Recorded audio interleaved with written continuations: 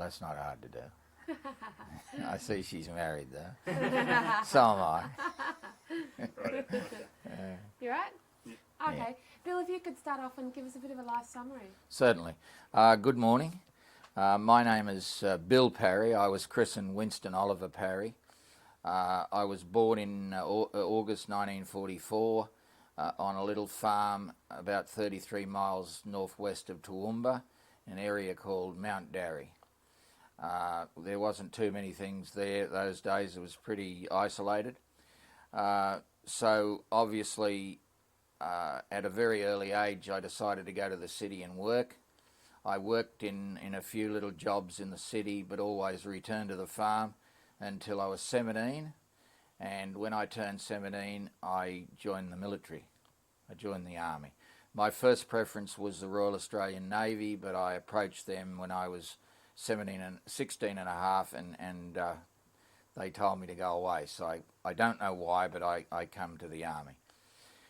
During my army service I was allocated to the Royal Australian Infantry, which I wanted, and at that time in 1962 it was fairly difficult to get the infantry. They didn't want any, but I got it. I was only 2 in the platoon that got it, and I had various postings to battalions of the Royal Australian Regiment in the army.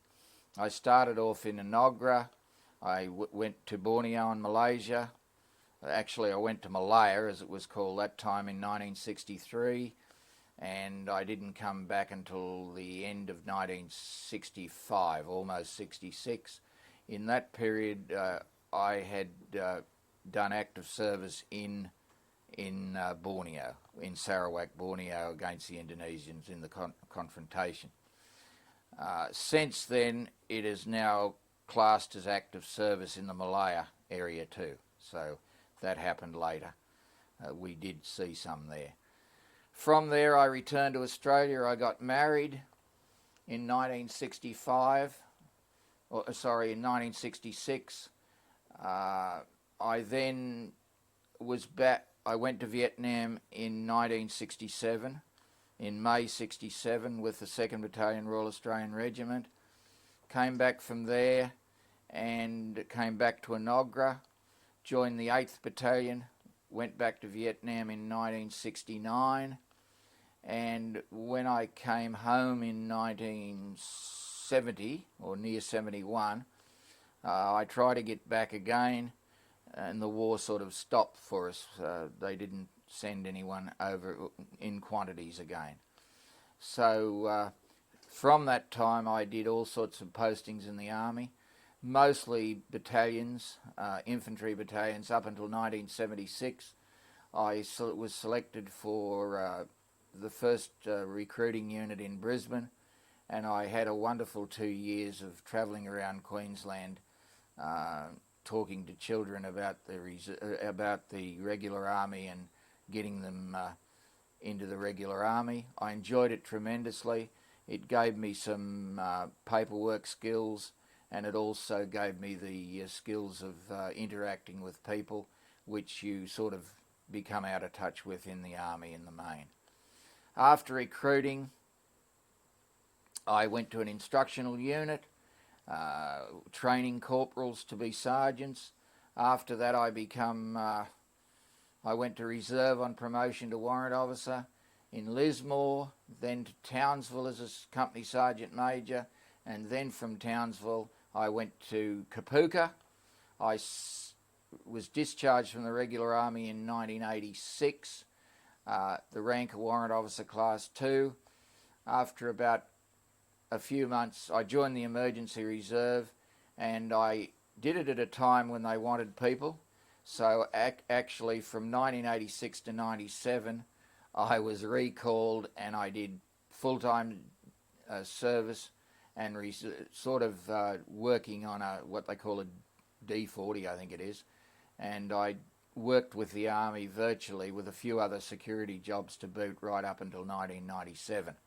So in 1997 I suffered my health was breaking down, and I suffered a blood clot, and I was discharged from the reserve forces. So that's about entails my military life. After that, I did a bit of security work, and then I was granted the invalidity pension for my knees, back, my nerves, and also for my, well, not my blood clot, that's still going, but that comes under compensation because it wasn't wartime. And virtually I've started to write books now. I've been writing books for about 3 years now, and obviously they take a little while to come out, but I've achieved 2 plus a second edition of the first book. And that just about winds it up in a summary about my wild and checkered life. Is that all right? Yeah, 5 minutes? That was good. Thanks. Okay, what would be your earliest memory? Well, if you read my book called A Walk Through Life, you would find that, but I don't think I can say it here because it's a little bit sort of, you know. My earliest memory was about 5 years old, and I can remember, you know, how we lived on the farm with the lights out, because I think they still thought the war was on at that time. I don't really think so, but the Korean War was on, and we were sort of isolated. We didn't have electric lighting, no refrigeration, and that's the sort of way I grew up. I went to a school on a horse with my brother for the first couple of years, about 5 kilometres away, and then after that I went to another school on a push bike. But things were pretty slow and isolated in those days. What's the earliest memory in your book? Well, if you want to know, I'll tell you. My earliest memory was standing on a table, on the kitchen table, and I was just recently circumcised. And those days, it must have just came in where circumcision was dangerous, because now they don't want to do it, you know. And for some reason, I didn't have this operation until I was about 4.5, 5. And that's the first memory. I was standing on the table in the nude. My mother was, you know, bathing, and the kids were all laughing at me, all my brothers and sisters, and jeering at me. That was my first memory. And that's the best way I can put it for you. It's put a bit different in the book. What a memory. So, what was it like growing up on the farm? Well, it was fairly... The other kids were all grown up. Oh, just wait, we'll just let that motorcycle pass. Okay. That's the postman. Yeah. The other kids were sort of grown up, and I was sort of lonely. Wasn't so much lonely, but I was left to my own devices. When the other kids would play with me, they would sort of use me as a bit of a whipping boy. And I was quite... I can still remember that they used to call me Homer, because every time they started to give me a hard time, I'd want to go home. And I can remember they used to call me Birdie because I used to stutter. So, and one particular day, they almost had me drowned. My big brother left to do something, and he said, don't take that kid near the rock pools. We had very deep rock pools, about 20 feet deep, and they used to fill up with the storms, and they used to crab in there with lines, and they took me down there because I wanted to go there anyway.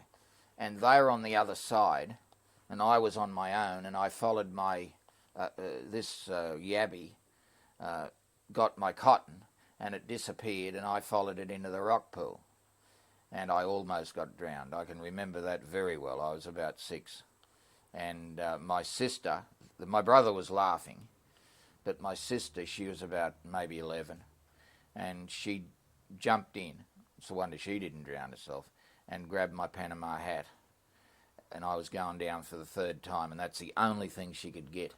And she got it and pulled me out. And I remember lying on these, there was rocks and there was green grass, and I remember lying on the green grass bringing all this water up and that.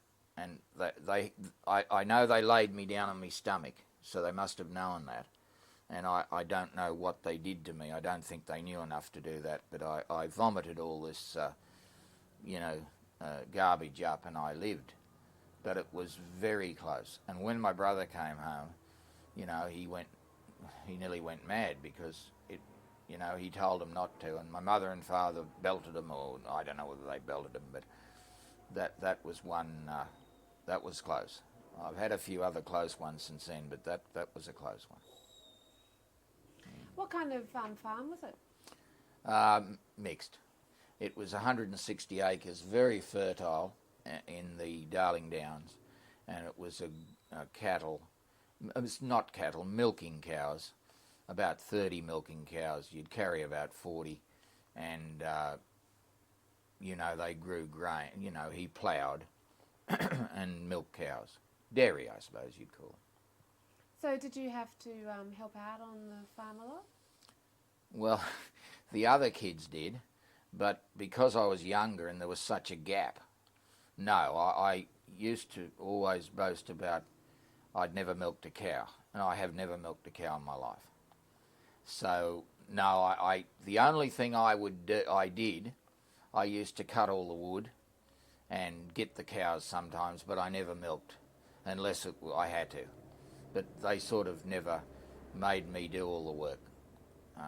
Where of course I was going to school, where all the other kids had to do that. So I never ever liked the farm. I wanted to get away. So no, I didn't. I used to shoot the cows for my dad when they got down in the drought, because he couldn't do it. He didn't like doing it, and he'd call me, and I was only 10, and he'd say, make sure you hit it, in the right place. I used to do that because I could do it. Yeah. Was your dad involved in World War II? No, he went to join when it was on, but I think they all had to, but he couldn't get in. He had bad lungs or something. Yeah, he wasn't taken. They said, no, you'll never hear a shot. You're out. So he never went. No. But I don't think he was an army type. But I had uncles in the war and all that, And Not uncles, his father's brothers all went to war. Can you remember the men coming back? Not from World War II. Bear in mind, I was born in 44. They come back about 45. No, I was too young.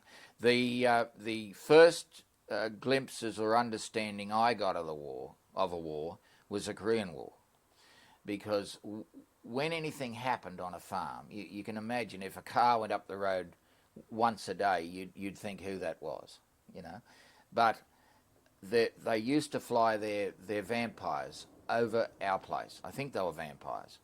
And they used to fly that low in training from Amberley for the Korean War, that you would see the pilot. And that was my greatest thing. I would run around and I'd dream about that. And, if anyone in a uniform was seen, I'd look at him and see what he was and everything, because we didn't see much of that. And the next, of course, was when I started to read papers and all that, and I was I left home at 13 and a half, so, I was pretty well advanced for my age. I remember the first guy that got killed in the training team in 1960 in Vietnam. And of course in 1960 I was 14 or something, and I thought, I want to go there. I might be able to get there. And that was one of my aims, when I joined the army. Not so much Vietnam, because there was only a few there, and that went between 60 and 65 before they put the main people in. So Malaya actually was my aim. Sorry, yeah. Just before we get to there, tell me about your schooling days. What were they like? Well, they were pretty miserable.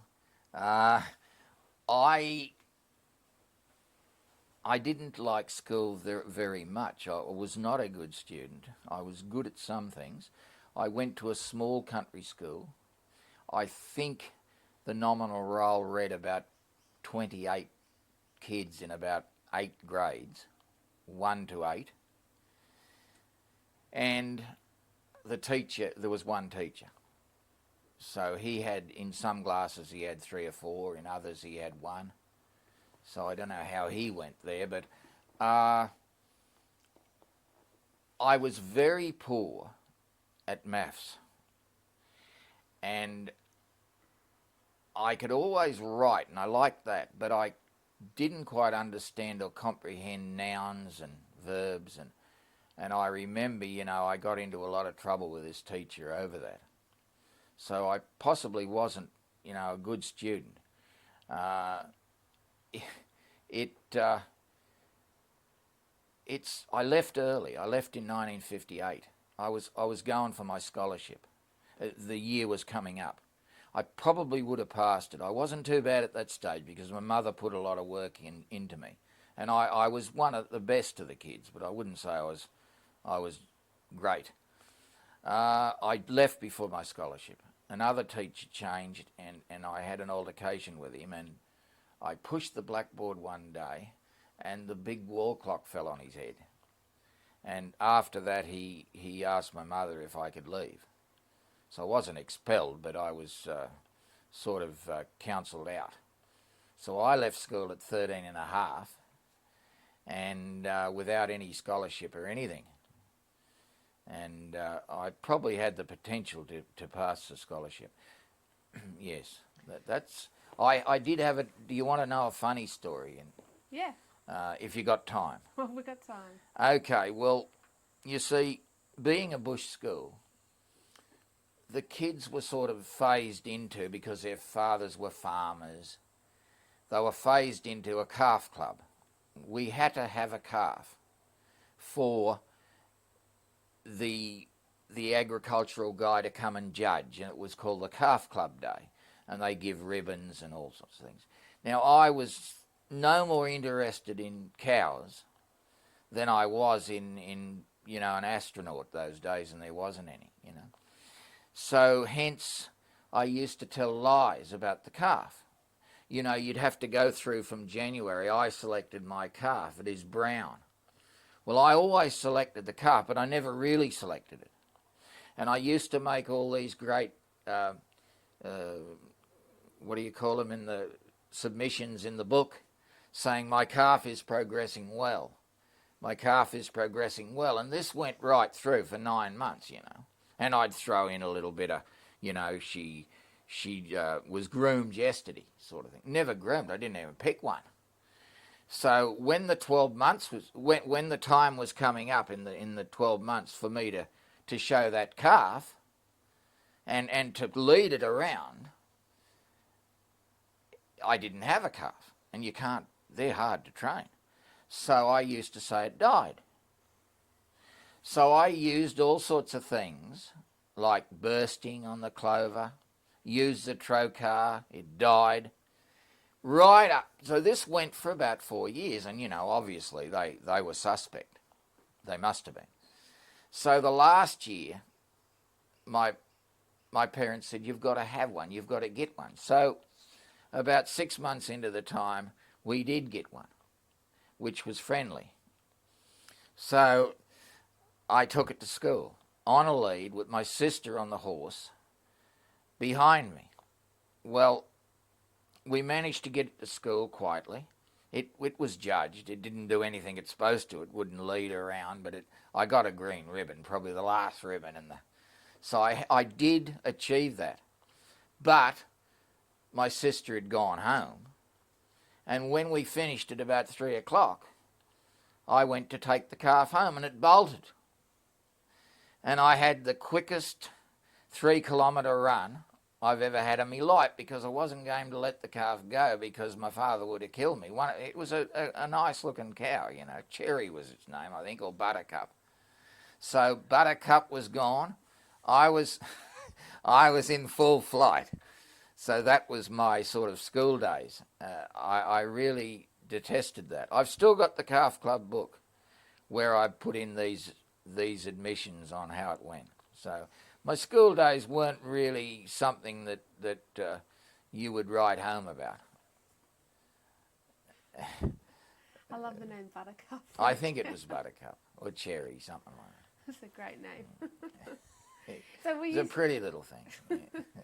were you still travelling to school on a horse towards No, I was at the other school where we couldn't go because my mother didn't like the teacher, but she died or left or something, and I could go to the closest school. Because we had this teacher in the other school that had been there for 30 years or something, and the other kids got into trouble with her.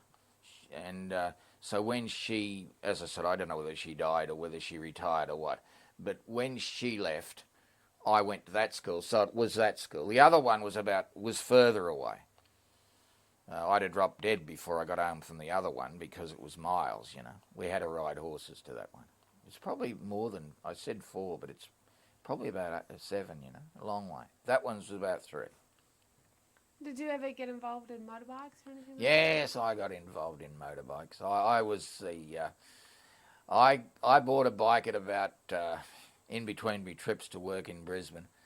I bought a bike at 15, a big matchless 350, big bike, and I used to ride it to the dances, hide it in the scrub, and walk to the dances, and then creep back, get on the bike whenever the dance ended, and come back home.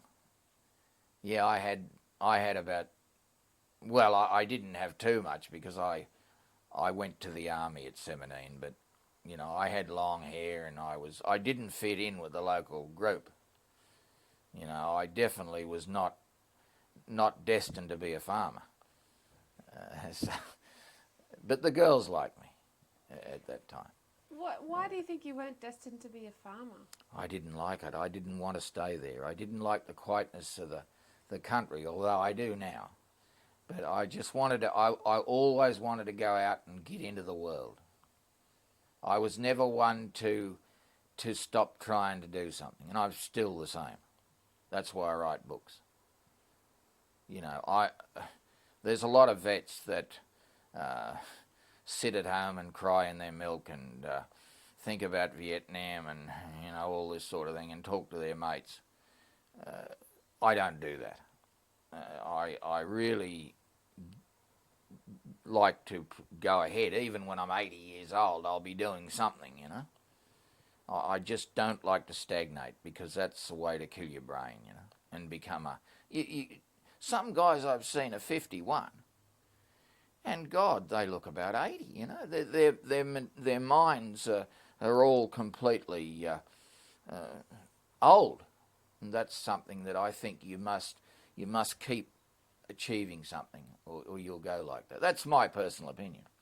Not all are like that, of course. There's a lot of blokes doing things. So you left school. Yep. What next? Well, I wanted to go to the city. What was in your head about what you wanted to do? Just get out and do something. Work, get money, get to Brisbane where all the chicks were, because I like chicks. I still do. And that's what I wanted to do. And luckily, I had a sister in Brisbane, had married and gone to Brisbane. And those days, it was about the 60s. I left school in, 58. So I left home about 59. I left home pretty early and I went to the city and I got a job at a bowling green. I think it was a bowling green in Ashgrove. And I used to ride my bike from Enoggera to Ashgrove and work on the bowling green. They were going to make me a greenkeeper's assistant. But after about a month at that, of squeegeeing the lawns in the frost at 5 or 6 o'clock in the morning, and the tediousness, and there's nothing exciting about it, I decided to, big money, it was 10 guineas a week, which is £10 something. And I decided to try something else. So at that stage I probably went home to the farm for a while. Because, you know, my parents were sort of easy on me because I was the last kid, you know, and they didn't sort of make me do anything. They sort of let me go a bit. So they let me come home, and I chopped the wood for a while and gathered the cows and went to a few dances and upset a few locals and the police, because I got drunk one night there at the dances. What happened? Oh, well, it was funny. I got drunk on, I'll never forget it, it was 99, oh, they wouldn't sell it now, to kill a dog, 99 vintage or something, Mildura.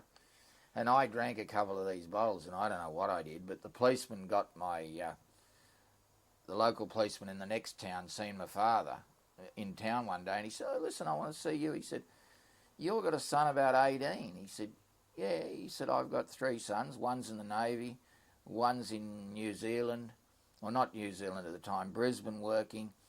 And he said, "Yeah," but he said, "What about the 18-year-old bloke? Is he home?" And he said, "Oh, no, he's been gone."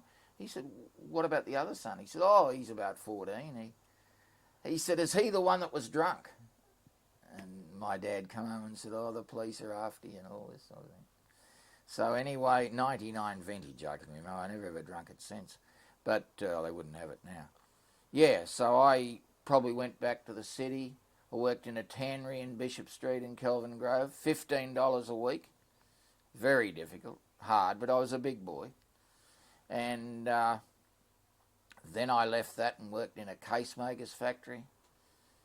Probably went home again. After that I worked in a potato factory. Gone now it is. And I went to the shows. I was a showman. When I left school, I went straight to the city and I become a showman. I selling fairy floss waffles and toffee apples in New South Wales and Sydney, and I found myself in Sydney at about 13, 14 years old with no money. So I borrowed $15 or £15 at the time off this poor old grandmother, the guy I knew, and I come back home. And I sent her the money, though, of course, because I'm an honest person. That's basically, that. So you first wanted to join up with the Navy? I wanted to join the Navy. My brother was in the Navy. At that stage, he was out, I think. He did 6 years. And I wanted to join the Navy because that would have suited me, the ports and the travel. What were your other reasons apart from your brother? I just wanted to travel. I wanted to get overseas. From the time I can remember, I looked at books and I looked at, all that. So I just wanted to go overseas. That was my ambition. And the Navy would have done that, but for some reason that I can't explain, I went to the Army, and the Army rejected me. But the Navy had rejected you as well? They only rejected me because I was too young, and they told me to go home. And I sort of got upset with them, and I went to the recruiting office and I tried to join the Army.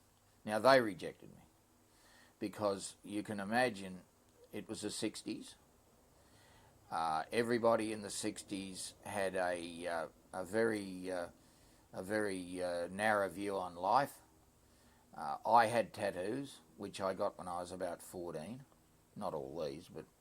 And here I am fronting up to the Army to join. The Navy was okay, but fronting up to the Army and recruiting in the Army at that time, their counsellors were overweight. They didn't come from an exciting branch. They come from Psych Corps, the most stuffiest people you could ever find in the military. And here they were, 2 big Psych Corporals that I didn't know at the time they were Psych Corporals, sitting in the booth. "What do you want?" I said, "I want to join the Army." You can imagine a skinny kid, couple tattoos. I was their meat, So they said, they didn't like me. Because in the 60s, you wore ties and everything was conservative, And so they didn't even give me a test. They just sort of told me to go away. So I tried again and they said no. So I thought, well, I'm not going to get beaten by these characters. So I wrote to the Minister for the Army, who was a bloke with the name of J.O. Kramer at the time. He'd be gone now. He would have been, that was 62. So J.O. Kramer must have been a very good politician, a very good minister, because he wrote me a letter and said, Liberal Party he was, Conservative, he said, we're investigating your situation. You know, I was a kid, I wasn't educated, I could write fairly well, and I wrote this letter enough, it must have had enough impact for this man to take credence of it. So he said, we're investigating your situation and we'll get back to you. What did you write in the letter? I wrote that the two overweight people treated me like a dog. Words that I can't remember exactly because I didn't keep copies, you know. There was no such things as, you know, nothing, you know, in the bush, you know.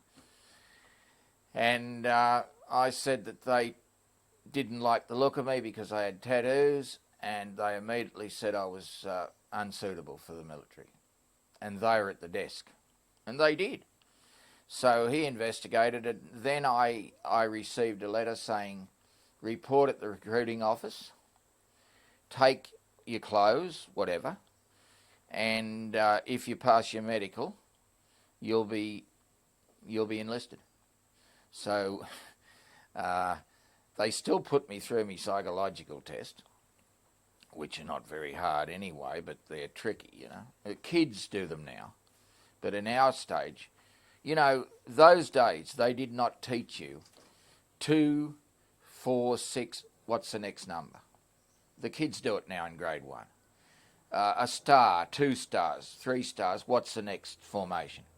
We were never taught that. This is what they threw at me, you know. And I didn't know I didn't even know what they were talking about. So it didn't matter though. I got in because I had the letter. So I beat them. I beat the system, and I beat the system a few times since then. You can always beat the system if you got enough integrity and perseverance. But that's how I got in. Yeah. So you got in? Yep. And what happened then? Well, off to Kapuka. I was about 17 and a bit. What were your parents' reaction? Oh, they signed the papers. Well, they knew what I wanted to do. And remember now, my parents were getting on. And they sort of let me do what I always sort of was given more freedom than the others. And they probably wrote me off. I don't know. But they didn't. They were good parents, lovely parents. So, yes, I went to Kapuka and I had bad luck there because I was only there for 3 weeks in a platoon. And, you know, in Kapuka, there's only 11 weeks. Well, now there's less, but there's 11 weeks. And you have to really achieve everything pretty fast. So in about 2 weeks' time, after I got there, I was in hospital because I'd come from Queensland down into Wagga in the middle of March, and it was cold. And the water was no hot water those days. It was cold showers. Everything was nothing. So I ended up in hospital. It was the greatest. Oh, it was beautiful, you know. I was so sick. And after I was there a couple of weeks, I went back, of course, and instead of sending me to a platoon that was just marching in, they sent me to another platoon that had already done a little bit more time than the 2 weeks I'd done. And bear in mind, the first 2 weeks in the army, you don't really assimilate too much, especially when you're sick. So I was at sea. I really was at sea. I didn't know what was going on. But I sort of picked up about the 9th week. I sort of started to understand all this. It'd come together. I wanted to go home. I wanted to get out. And the officer said, he was a good officer, and a really good officer, an armoured corps bloke actually, and he become the... anyway, it doesn't matter, but he's in charge of Legacy now, I think. Formby was his name. And he was a real good young officer, and he said, oh, look, you know, I got 25 in the platoon that want to go home. He said, don't worry about it, have a go. And I did, I had a go, and I achieved, and I turned out one of the top 10 in the platoon of about 40. Were you just worried that you couldn't do it? Is that why you wanted to leave? Oh, no, yeah, it would have been. Psychologically, I suppose I thought I could never do all this. And I suppose I was homesick, even though I was away. The army is when you join the army, you go into a different culture. And you can imagine us sitting in this room today, talking.